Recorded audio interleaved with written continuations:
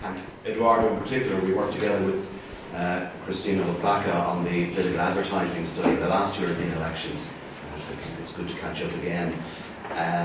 I'm the head of the School of Communications in Dublin City University.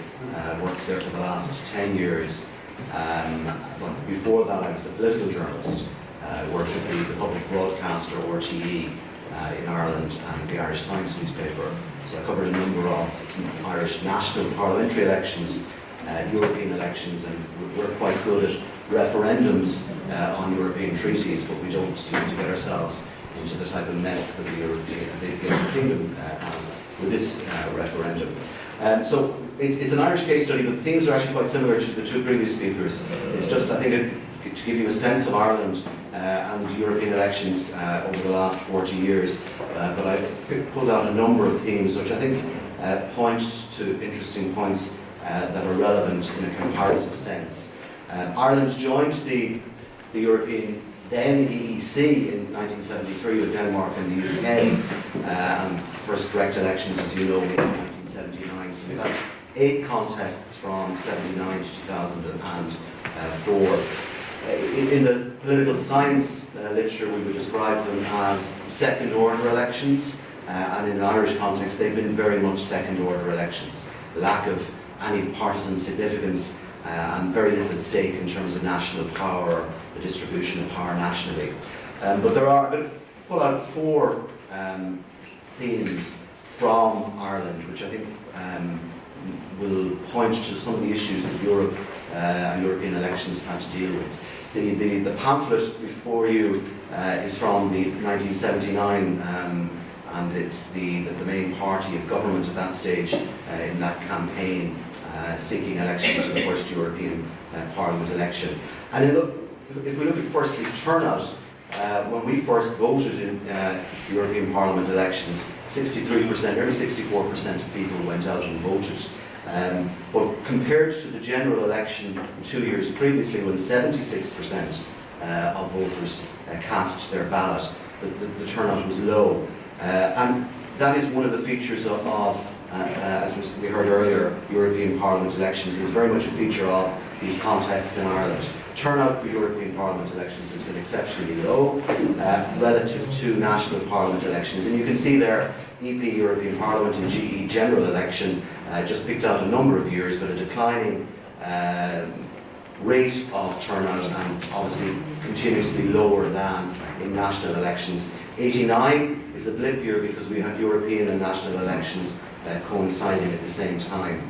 So low turnout and declining turnout, and that declining turnout is obviously in line with the average trend in the EU, where turnout has been declining since 1979. Why? Well, I suppose a lower sense of duty and a perception by voters that these contests are of less importance. That's the second order effect. The media takes its feed from this low level of public engagement, but it also reinforces it in terms of the lower level of attention that it gives to European Parliament contests as a news story. Just before moving away from turnout, it's worth noting, however, that Irish turnout figures have been higher than the EU average in 6 of the 8 European Parliament elections, and I think that the earlier statistic in terms of Ireland's positive sentiment towards the EU and being European, I think may be reflected there. The second feature is issues. European issues do not feature prominently in European Parliament elections in Ireland. They're not seen as important. There's 4 posters from the study from 2014, and you'll struggle to see an issue on the posters. They're personality-based, but that is also reflected in the media coverage as well.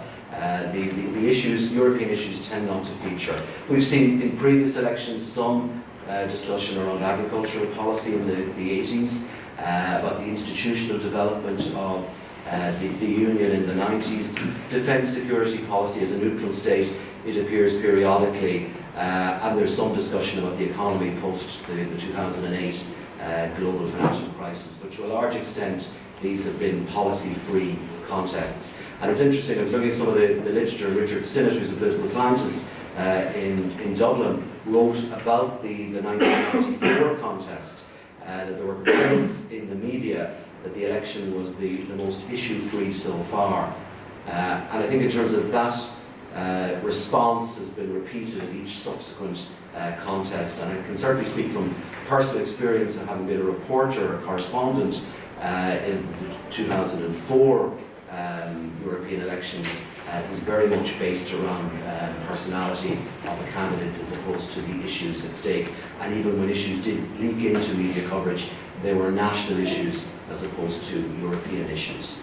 The third feature, I should just, before moving to that, just interesting in terms of Sinn Féin, which is a party which was previously associated with the Provisional IRA and the campaign of violence to remove the British presence from Northern Ireland, and in a peace process environment has prospered as an anti-establishment party.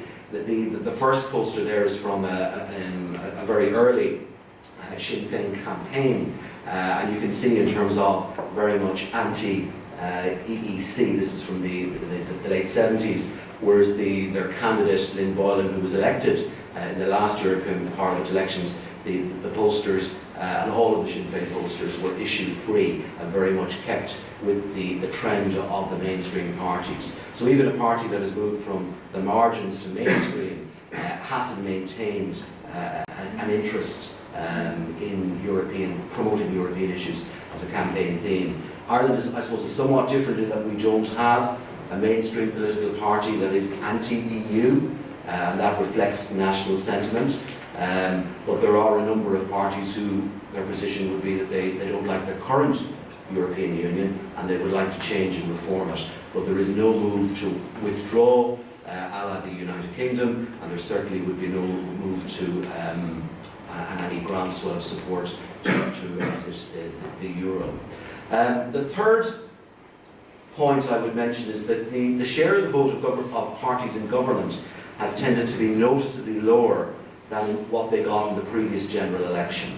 So voters use their ballot in European Parliament elections to pick the government of the day. They use it as a protest vote. So parties in government have tended to do poorly in European Parliament elections since 1979. But what's interesting in the Irish case is that the main opposition parties don't necessarily gain.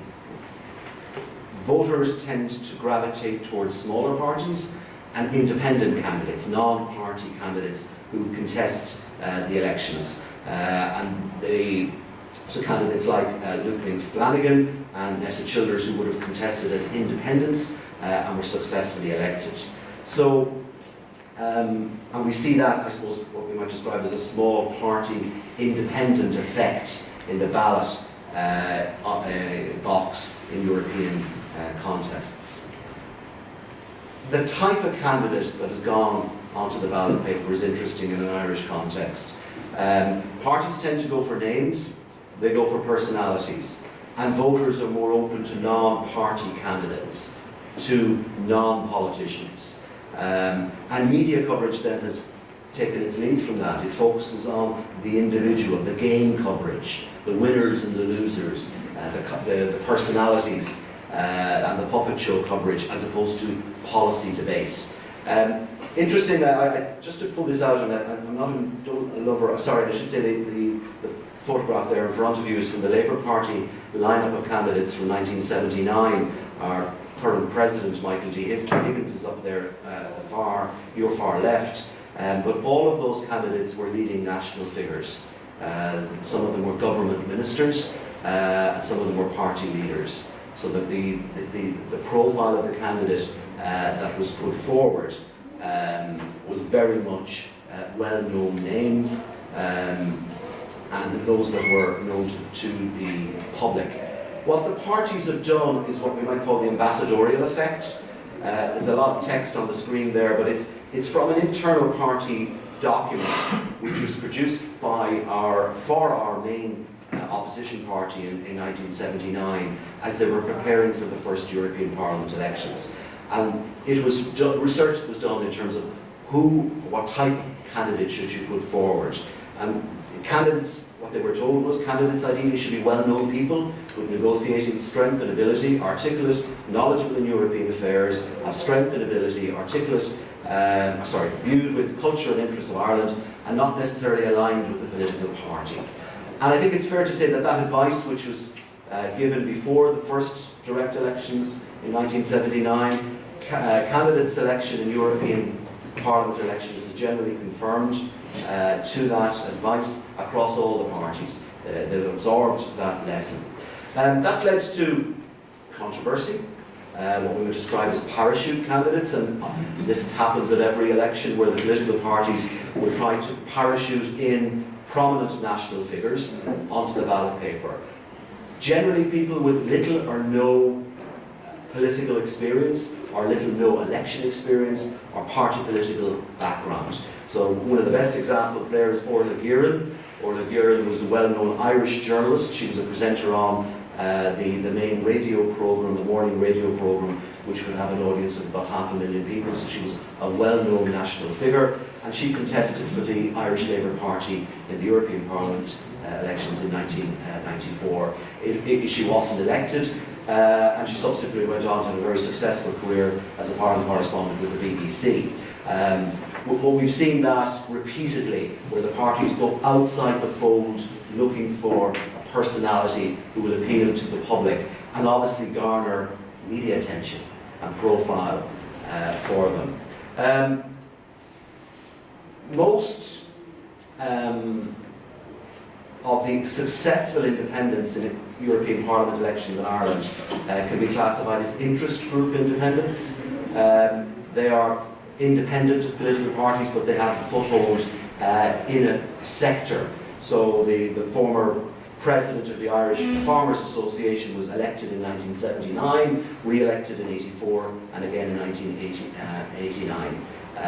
They also tend to be people who have prior stature, position and visibility. So Neil Blaney there was a successful independent. He'd been a former government minister, but had left his party, was an independent politician, elected in several European Parliament elections. And Pat Cox, again a former leading media personality in Ireland, who stood for national election successfully, and then ran as an independent for the European Parliament, and went on to become president of the European Parliament as an Irish independent MEP. The media focus on these individuals varies, but it does tend to focus then on the individual, on their personality, the celebrity politics, and the media likes, like, it feeds into news values in terms of media coverage. You get rows, you get controversies about their selection, and with the parachute candidates, and also you get that, as I say, focus on the individual and on the celebrity. You might ask what happened in the last European Parliament elections, because they took place in the midst of the global economic crisis, and you're familiar with that. The Irish economy, the Irish banking system effectively collapsed in 2008. We were part of an international troika bailout in 2010. So significant increases in taxes and cuts in salaries. And we went from being the poster boy or girl for the international economies, the Celtic tiger, to being a basket case. Yet, not even the economic crisis altered the traditional campaign practices in the last election, where the place of the individual candidate dominated over party or policy message. And in the research that we were involved in for the last election, and the Irish research shows that it was very much still personality being prominent in terms of the advertising of parties and candidates, and very much evident in the media coverage as well. That's Paul Murphy. He was a successful Socialist Party candidate, and that's probably as policy heavy as any of the advertising got in the last election. So, by way of sort of summing up what we've seen, and so I think these go beyond Ireland, and this a lack of media and public interest in general, a lack of interest in policy and policy debates, and when there's interest, it has primarily been focused on national issues, but on specifically on the individuals and personalities. So 8 elections on, what will change or what might change in 2019? Well, from an Irish perspective, first, our economy has returned. It is incredibly strong. We're effectively, as of this month, back at full employment. We're post-crisis in many respects, but the legacy issues, particularly in relation to housing supply and a hangover of debt, remain. So that may feed into the campaign. Brexit will dominate. And it'll be interesting in terms of what Brexit does, the Brexit effect. Will it that people will strike out, or actually will they be safe with their vote? Because it is actually, in terms of second-order elections, this is an important contest for Ireland, because Brexit is a huge issue for Ireland in terms of our economy and trade and security issues. So it might be that the voters actually don't strike out like we perceive they might do in other European countries. So there will be anti-establishment candidates, yes. They will be in a strong position, yes. Maybe not necessarily the type of populists from the left and right that you see in other European countries. We'll see interest, independence. But it will be interesting to see how the voters and how the media respond to those in that sort of post-crisis, but in the midst of a Brexit crisis. Just one final point, I'm involved in another research project with some colleagues in Dublin University, and we've done it'll be published as a book next year by Manchester University Press, and it's a study of Irish elections since 1969. And we've scraped data from newspapers, and we've got broadcast content as well. But one of the things that we look at, what we find when we look at the 2011 crisis election, the national election in Ireland, the media coverage swung away from game coverage and an increasing trend towards game coverage over successive elections. It moved away from game coverage back into predominantly policy-orientated coverage. So it took its lead from where the national mood was, it took its lead from where the public was, and we took who lead, that Gans quote about the tango dance in relation to political journalists. Well, what we very much saw that in 2011, the media took its lead from where the national conversation was. So there was a swing from game to policy. 2019 may be an interesting second-order election, maybe more important second-order election because of post-crisis and because of Brexit. And it will be interesting then in terms of the communication strategies of the parties and the media coverage to see where the emphasis is in terms of game and policy. It's evident now, I suppose, more than at any time in the last 40 years of European Parliament elections, that low turnout and low information can alter the results. Hence why these discussions and having these conversations are hugely important. Thank you.